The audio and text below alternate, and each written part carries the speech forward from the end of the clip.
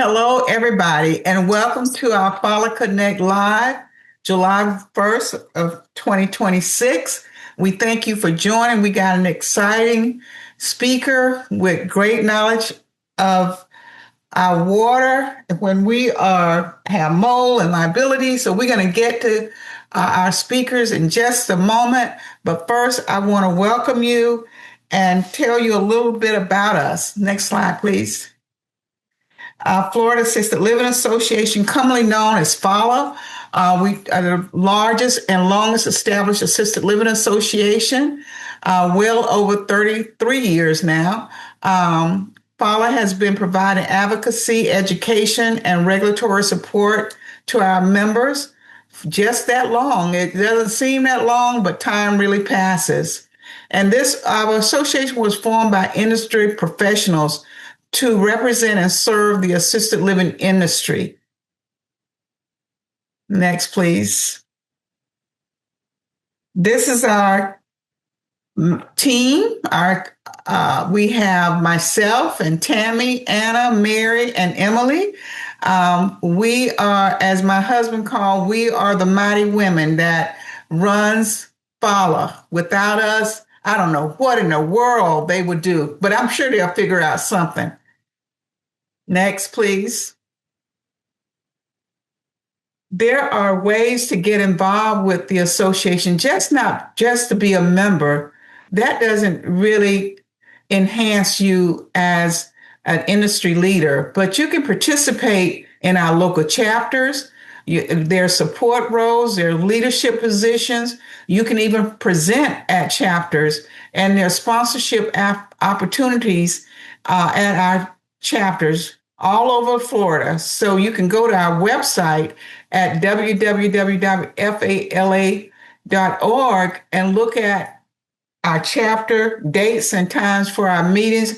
And we're somewhere in a location near you. So please participate. You can also sign up for committees. We have various committees like the Education Committee, Legislative Committee, Conference Committee, and so forth. You can sign up to be a part of that. You can also run for a board seat on the FALA board or the foundation board, you can run for seats on both if you like. So there are ways to get involved. I know from experience, the more involved you are, the more you get out of this organization, and you can see for yourself the clear benefits of being a member of FALA. Next. Please save the date. Our annual conference is August the 2nd through the 5th of 2026. Our theme is Passport to Possibilities, Senior Living with Purpose. Once a month, there's a giveaway. Register now so you can take part in that. Be sure to book your hotel prior to July 10th. Because the lower rate's going to go away. So make sure if you're planning to attend, book your hotel now. Next, Emily. A few regulatory updates. We're still waiting on the final promulgated rule on 59A-36.009 assisted living facilities and 59A-37.004 adult family care homes, and both of those cited rules are regarding do not resuscitate orders. So when they're finalized, FALA will definitely let you know. The other rule that is still pending is from Department of Health. That is 64E-12. They're doing a little tweaking and cleaning up in that particular rule. The other thing that's going on now with ACA is promulgating Senate Bill 1404. They have assigned a rule number to that, which is the Memory Care Services rule. That rule number is 59A-36.0225. And we're in the infancy stages of the rule making process. So stay tuned. As usual, FALA will keep you updated on those rules as they go along through the rule workshop. Next. And right now, I would like to introduce you not to Robert, but to Steve. But Robert's going to take over after Steve have a few words, and they're from Avi. And again, Steve is going to speak to you about water, mold, and the liability, what every ALF and adult family care home needs to know in 72 hours. So within 72 hours. So right now, I'm going to turn it over to Stephen. Thank you, Alberta, very much. I'm very grateful to be part of the education series here with my coworker, Robert. And Robert is really the expert, and that's why he is the speaker, because he knows this material. He's lived this material inside and out for his career. I would like to say before Robert does get started about the importance of the material we are teaching. Florida law does address it. It's very important if you get inspected in your facilities and you have issues with this, it could impact your licensing and fines and stuff like that. So when in doubt, if you ever have an issue on any of this material Robert's about to discuss, I would definitely say give us a call. And at the end, Robert's going to offer up a nice little treat for you guys. But my role here at the company is mostly on the risk side. I have a background starting off with the United States Army during the Cold War, and we were all about risk. And the way you would associate risk in the Army is combat ready.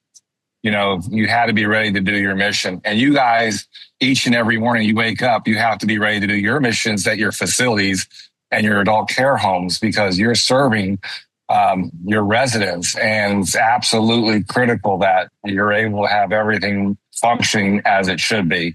So given that, I'll turn it over to Robert.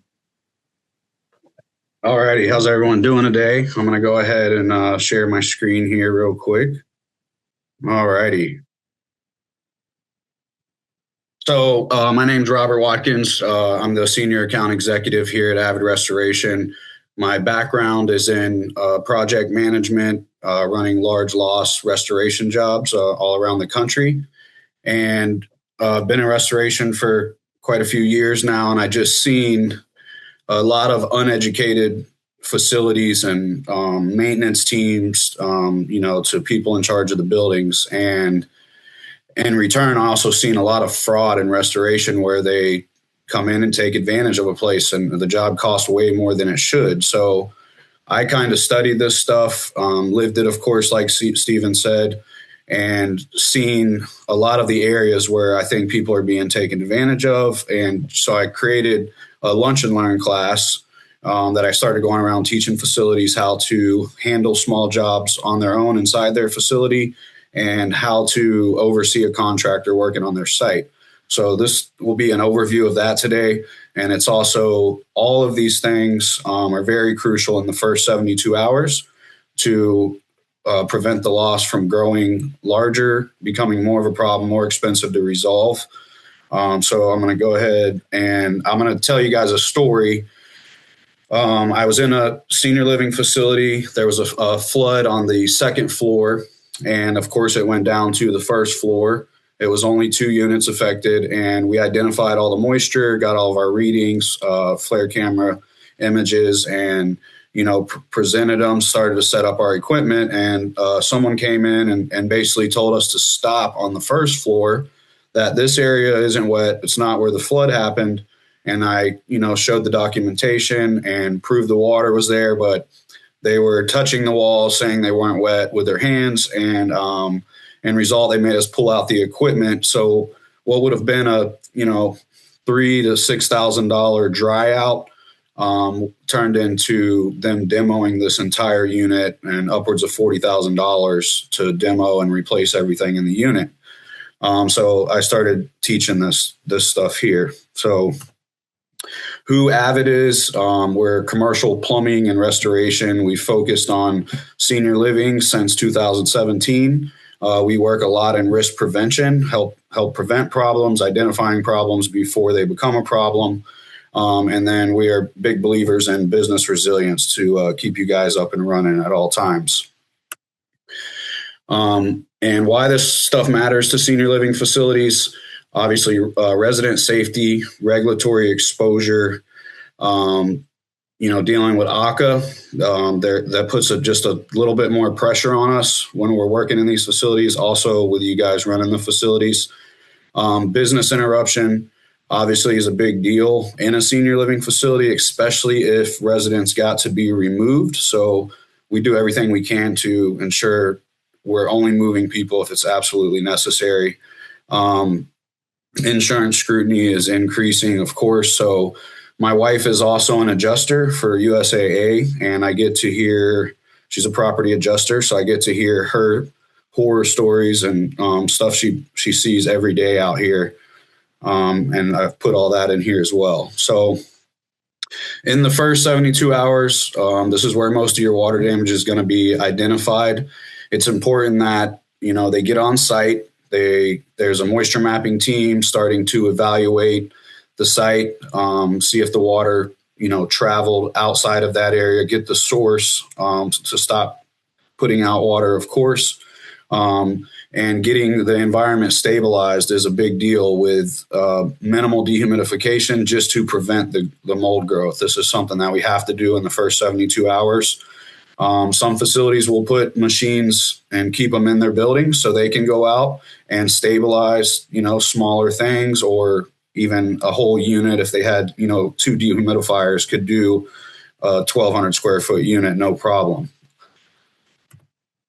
And then knowing the categories of water is very important. There's 3 categories. Category 1, clean water. This is going to come from a broken water line, a toilet overflowed without anything in it, a bathtub or sink overflowed, something like that. Category 2 water is going to be, water that came out of a P-trap under a sink, came out of a laundry drain line, or maybe a floor drain flooded. But this is where it could possibly become category 3. This is going to be a sewer line that's broke and spilled out in the building, rising groundwater. All these are very important because it determines what our next step is. If we got category 3 water, we don't want to stick fans and air movers, we call them in the industry, in there and start blowing stuff all around. If it's category 1 water, we can put the fans in there and the dehumidifiers. The dehus can go in on category 3. But then when you get into category 2 and 3, there's containment that's necessary with these ones as well. So knowing these categories is very important. And then behind categories is classes. And the easiest way to think of these is amounts of saturation. So categories are amounts of contaminants. Classes are amounts of saturation. Class 1s, these are small jobs that you can handle in-house, sink overflows, bathtub overflows, there was a dripping angle stop and it made a nice puddle in the kitchen, but you caught it pretty quickly. This is stuff that we teach that you can come in and clean up yourself. Class 2, maybe the sink overflowed and flooded out the whole kitchen. That's going to be a little bit more water, a little bit more complex drying scenario where maybe some baseboards need to be removed, kick plates on cabinets, etc. Class 3, this is where, say, the kitchen sink overflowed and it went into the bathroom and the living room and maybe the floor below. So definitely this is some class 2s I would say you can still handle in-house. Class 3 is definitely where you're 100% going to want a professional. And then class 4, of course, definitely going to want a professional. This is where, say, that sink overflowed, nobody caught it for a day and it flooded out the entire building and the water is just soaked in everything. So this is kind of a chart of just what I was referring to. Category 1, class 1 is something in-house possible. Category 1, class 2, again, you could maybe do this in-house, but likely want to get a professional involved depending on what kind of materials the water traveled through, where it went. Any category 2 or 3, definitely want to just call in a professional and get an opinion, multiple opinions if you want.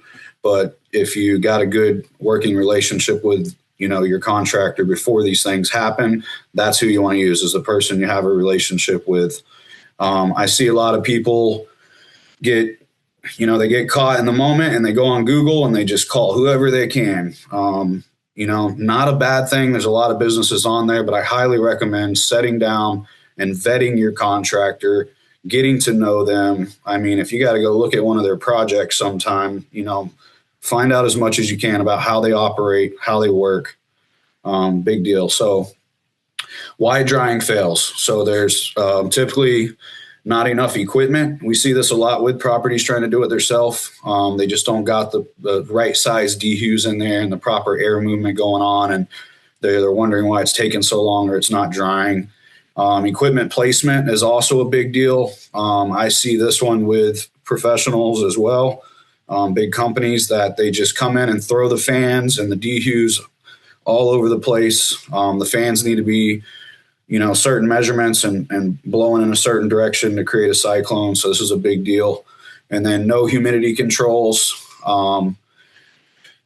We have to come in and check the humidity levels and stuff every day and make sure this stuff is all working properly, because if we're not, we just throw it all in there and we don't come back and check it. You could be getting growth in certain areas or because the equipment's not checking. So it's up to us to be coming in every day. That one goes along with no monitoring as well. So this speaks about the air movers I just said. So 3 to 4 inches off the wall, 45-degree angle pointing at the wall.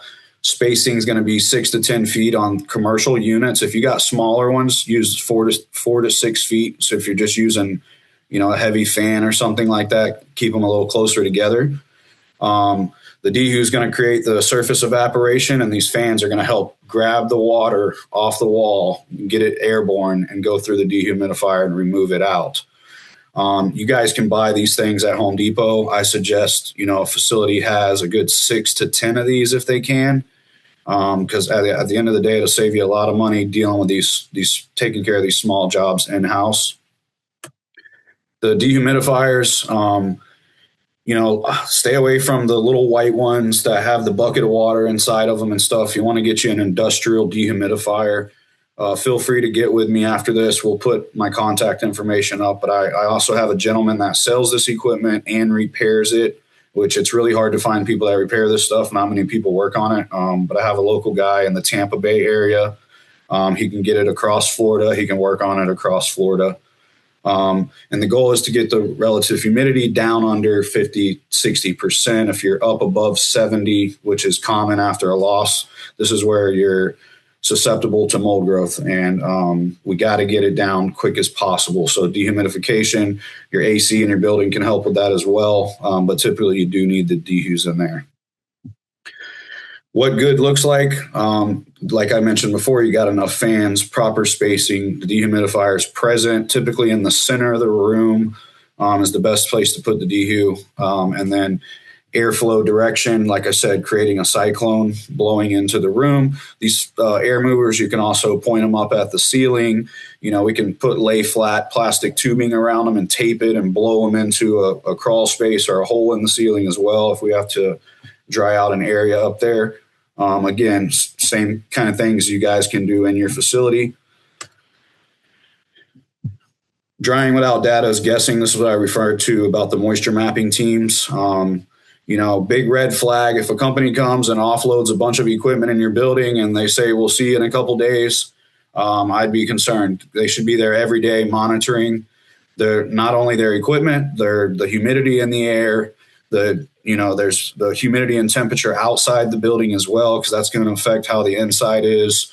They need to be testing the materials that are drying. So drywall, flooring, cabinets, wood, whatever's in there needs to be tested every day. And the heaviest points of moisture need to be monitored until they drop down below 16%.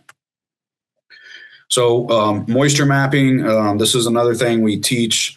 It's crucial. It's the number one part in the beginning to identify where all the water went. Start at the source, work your way outwards from there. Did it travel through this wall? Did it go into the unit next door? Did it travel to the floor below? Did it go 2 floors below?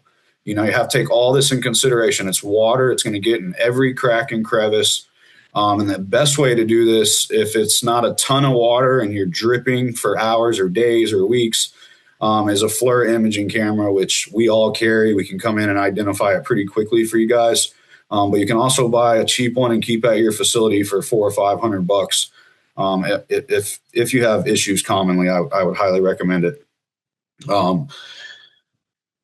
So drying targets is 16% with pretty much all of your porous materials, wood, drywall, etc. The concrete can be a little more complicated, around 30%. I've seen people try to dry concrete for a long time and get as low as they can, but it's going to go back up to about 30%. And it's going to change with the humidity levels in the air. So concrete does not need to be that dry. It should have some moisture content to it. Then the relative humidity, less than 50 to 60%, and get it stable for 24 hours in the first 24 hours is key. So red flags, there's no progress after 24 to 36 hours. So you come in and your moisture points, and they should be marked on the walls, A, B, C, D, or 1, 2, 3, 4.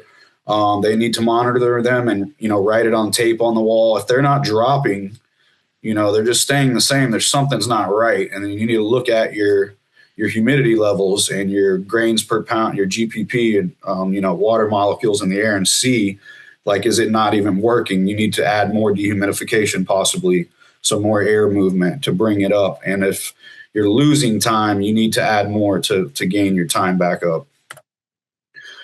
So mold risk in senior living facilities, obviously, you guys have probably all seen or dealt with this. The one I really want to speak to is the one where the residents leave their window open and they turn their AC off, and you get this funky smell in there and light growth. This stuff typically does not have to be demoed. They do not have to come in and tear all the walls out and everything out. Get a hygienist involved, have them come in and test it. From most of my experience, when this happens, they just recommend a wipe down of the room, with an air scrubber running and just get all the mold spores out of that room. So when it becomes black and it's growing through the paint and it's penetrating materials, that's when it possibly needs to be removed. So if you have this happening, it can be cleaned, get a hygienist involved, get their opinion. The residents, when they hear mold in the building, everybody starts talking and, they start being concerned about it and they smell it. So again, having a hygienist involved and that paperwork just coming through saying, hey, this is good, this is how it's handled, usually will put them all at ease. Florida state law says that your facility, you as a homeowner, anyone can remove up to 10 square feet of mold in-house. So these little small areas underneath the window where the window sill leaks and behind the toilet, or just small areas, your in-house team can remove this. They still need to follow protocol as far as building containment around it, double bagging the materials and taping it off to haul it out of the building so you don't spread it through your building. This is something we can come in and teach you guys as well. But you can handle some of this stuff in-house. So containment is, when we're dealing with mold, asbestos, or any hazardous materials, you'll see it up on construction sites sometimes just for dust. But it's plastic, or in a healthcare facility, if you have a hospital or one of your medical centers inside of an assisted living, they're typically monitored by ACA as well. Then you need to have up ICRA paneling, a hard paneling construction wall to work in there and do construction, mold work, asbestos, anything. You have to have that with negative air set up. So the air scrubbers, and this is going to help prevent any contaminants from coming through. So this is just an example of the air is being pulled, into the containment, out of the containment, and it's exhausted out a window or through filters, and it creates a negative pressure inside. So any little pinholes that were in the containment would be drawing air, not allowing anything to exit and leave them. So when to escalate and call a professional, if the mold is obviously outside of 10 square feet, I would get a professional involved. Avoid trying to clean it with bleach and it keeps coming back, and you're just feeding it with the bleach, all the chemicals that would would even hurt the mold, evaporate, and all you're left with is the water, and it soaks in and just feeds the mold. So there are antimicrobial products on the market that you want to try to clean with, but there are no products that will penetrate and remove roots of mold from any porous project. That's why it's typically recommended to remove and encapsulate things that can't be removed. So 5 key actions from this: just act within the first 24 hours, get a moisture evaluation done, and there should be equipment on the way or steps to demo and build containment. Use proper drying, know the category and class. This is a big one. And then tracking the moisture, knowing where it went, did it affect other areas? And know when to escalate. Is it really too big for my in-house team? Is this going to cause more expensive problems down the road, or is this one okay, we can handle it? So you can't prevent every loss. Obviously, you can't control the outcome and cost, but you can be prepared. You can have the information handy when these contractors step onto your site or when you're evaluating a site to determine what truly needs to happen. Just knowing the measurements of the equipment. One dehumidifier typically can do up to 1,000 square feet. Now, if it's separated by walls and doors, that changes things a little bit. But, that's the things where they get taken advantage of. They put in more equipment that's necessary. That equipment's getting paid by the day. Typically 3 days to dry is rule of thumb. So, yeah, day one is drying. You're evaluating the site. We can't just start demoing. We have to wait till it can be day 3 or later because we need to have asbestos testing done on any disturbed materials here in the state of Florida as a contractor before we can start removing them. We can remove the baseboards, stuff like that, to get the drying process and stabilization started and the separation of materials, because that's where the growth happens. We can do that, but we just can't go destructing things and tearing down walls until it's tested. Typically we can get one of these projects done in 7 days, and the reconstruction process starts. Now, obviously, 3 days is minimum. When you're drying, it's going to take 3 days. The insurance positioning, so how you respond impacts your coverage, documentation, drying, timing. Poor documentation, they should be taking photos of everything from start to finish. The source that caused all the water, maybe get a video of it still leaking water. Proper drying logs. All the equipment needs to be put on logs. All them readings I referred to for the moisture mappers, testing all the materials needs to be put on logs. The humidity levels, the temperature, everything is being checked and documented every day, especially if it's going to insurance. They're very, very thorough on going through these things. And in return, contractors will not get paid that aren't documenting these things. So we have an emergency response plan, and it's have a clear documented ERP in place, and then we ask that you keep us up to date on any changes in your building. It's a free walkthrough. We'll come through, get to know your water shutoffs, your gas shutoffs, electric, anything in the building. We'll identify who's the emergency contacts for the building. We'll have a project manager actually come out to the site and visit it.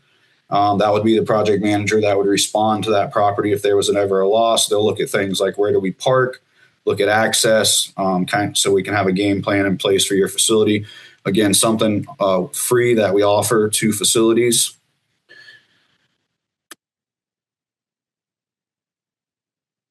And then I believe this is my last slide here.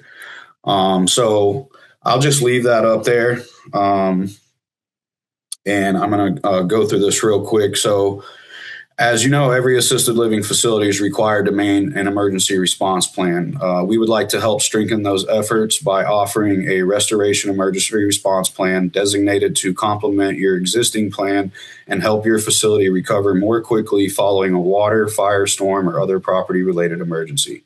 If you're interested in learning more, please reach out to me to schedule a brief consultation. I'll explain the program and answer any questions you may have. Also, we want to thank you for enrolling. We're providing a free Tier 1 plumbing risk assessment of your facility. Our team will evaluate your major plumbing systems, identify potential risks, and help ensure they are running properly, especially as we head into storm season. So I just want to thank everybody on here today. I'll go ahead and take my screen share down here. Emily, do we have any questions for Mike? For Robert? Yes. Sorry. Yeah. Yes. Yeah. Sorry. I did want to open up at the end here for any questions that you guys have. So feel free. Do you guys have a chat going over there too? I don't know if I can see it. Yeah.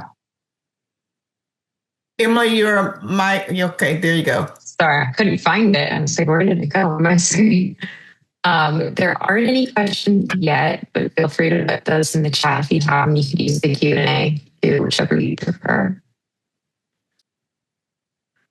Well, that just goes to show you, Robert, you did an outstanding job and made it very clear to everyone. Now they know what to do.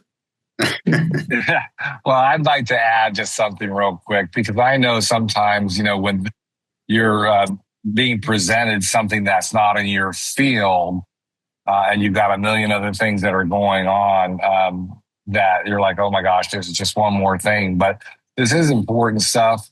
And to Robert's point, the first 72 hours are extremely important. If it starts out, if it's something small and you can handle this yourself, for sure. If you need to, if you like me, I would forget what Robert said, 2 days from now. And then all of a sudden I've got an issue at my assisted living facility. Robert's just a phone call away, and he'd be happy to help you walk through what you would need to do at your facility in order so that water loss or whatever that thing you're experiencing doesn't expand and grow into a big, huge project, which can threaten your facility. So that's the first thing I would say. It's something that I know I would forget because it's not my area of specialty per se. But you've got a resource in Robert, so don't hesitate to reach out to them. One thing I would say too is that, not only are we a restoration service provider and we teach this course, we help you to handle these smaller ones on your own. But if there is an issue and you do need our help, it's best to have that emergency response plan in place, only because that, those pipes burst, those storms hit when you least expect them. And you're going to say, well, it can never happen to me until it does. And I've heard that a million times. I never thought it would happen to me. Never thought it would happen at my facility.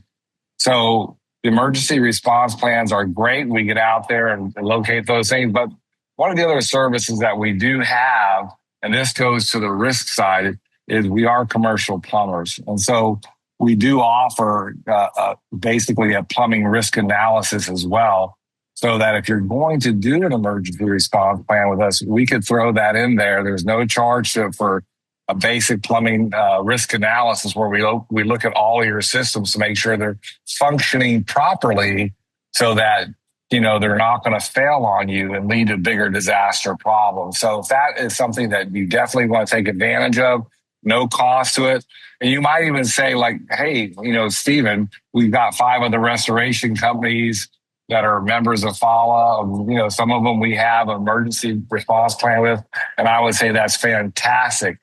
But it's okay if you have a backup emergency response plan, because anyone who lives in Florida knows when those hurricanes hit, this place is crazy. And one company is not going to be able to handle everything. So I would just encourage you to think about that as well. That's all I have got to say, Alberta.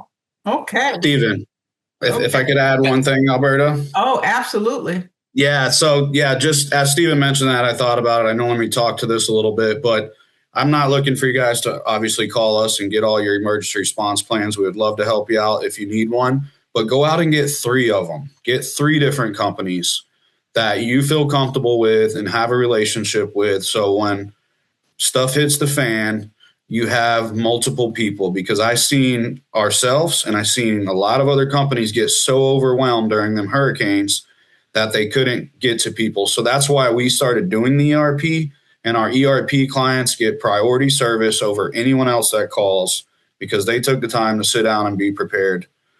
So it is a big deal. There was a question in there if we covered Jacksonville from Jamie.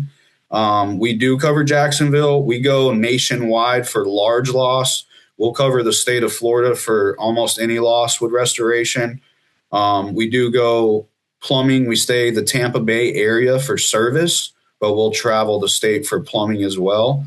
And then my lunch and learns, feel free to sign up for those through me. It's free. I'll come out, teach your maintenance staff, anybody else in the building that wants to sit in. It's typically 5 classes. We can do 1 per month or every other month, whatever works for your schedule. I'll provide lunch to the team and just share my knowledge with them.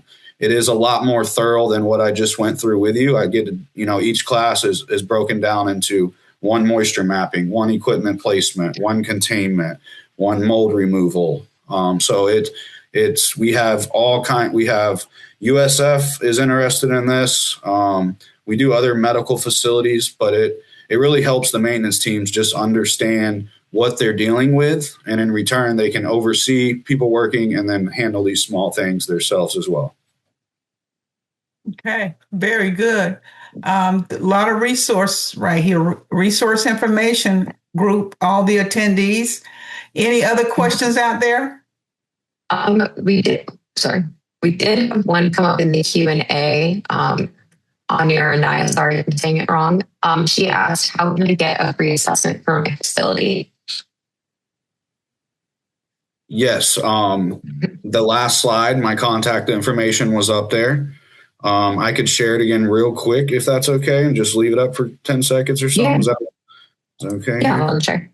Yeah, and I'd like to say also that we are active members of FALA. And if you go to the member directory, I'm sure that Robert will be, and myself and our company, and contact information will be posted there as well. That is absolutely correct. And also, Avid will be at the Florida FALA's annual conference in August. So know that they'll have a booth in the exhibit hall and you can get to talk to them one-on-one. Okay, there we go. There's his contact information, email address. It's actually our company website, and our office phone number, but our contact information is listed on the website. And then I will also pop it over in the chat real quick, my personal information. Okay, that's great. Perfect.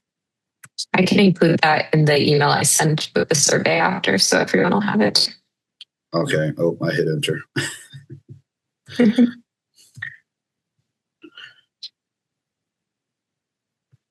Well, I thank you guys for having me on here today. It was a pleasure.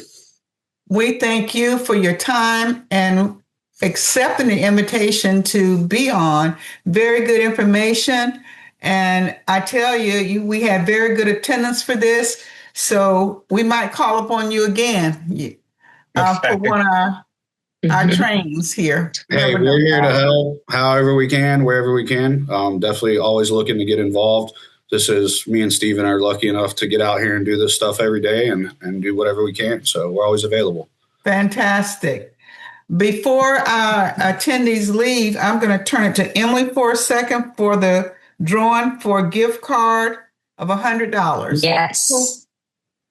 Okay, so our winner today is, and I'm going to say your name on you again, but it's either Anya Talaria or Anaya Talaria. You're the one who just asked the question. So sorry, but your name twice in a row. Raise your hand. So Tammy will be in contact with you later today about that gift card, but she'll email you about that. So, yay. So Tammy had an appointment, but she will get with the winner and make sure the gift card is delivered. It'll be a mobile one, so. Yes. Also, we will not be having a webinar FALA Connect Live for August because we will be attending conference. We will resume on September the 2nd with our next FALA Connect Ed Live. So stay tuned for that. And with that, if there's no other questions or any comments from you, Robert or Steve, before we just a happy 4th of July to everyone. Be safe, enjoy the holiday, and a big thank you to the administrators and the executive directors. When Robert and I are going to these living facilities, we're seeing how they're decorated to honor the residents that live there that have served in our armed forces. So we're real grateful for you doing that. Fantastic. Okay, with that said, Emily, we're going to say happy 4th to everyone, as Stephen has already said, and be safe out there. And take care until we either meet webinar wise, or we'll see you in conference, or we'll get an email or text, whatever it may be. We're here to serve. Thank you again, and have a great day. Thanks. Bye, everyone. Bye-bye.